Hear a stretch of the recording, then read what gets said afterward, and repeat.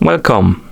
In front of me I have Fitbit Sense 2 and I'm gonna show you how to factory reset this watch by using the system settings on it.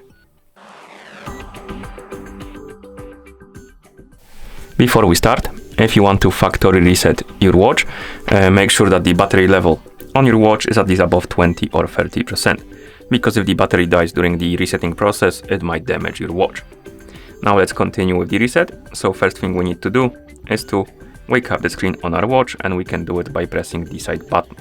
After you wake up the screen, you can press the side button again to open the menu. Now scroll through the menu by swiping on the screen, find the settings icon and tap on it to enter the settings. In settings, scroll down, find the option called About Sense 2 and tap on it.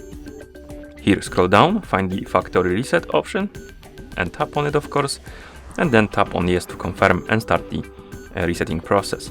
Now let's wait until the resetting process is complete.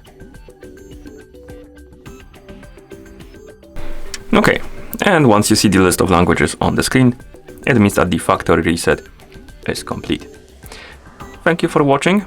If you found this video helpful, please consider subscribing to our channel and leaving the like on the video.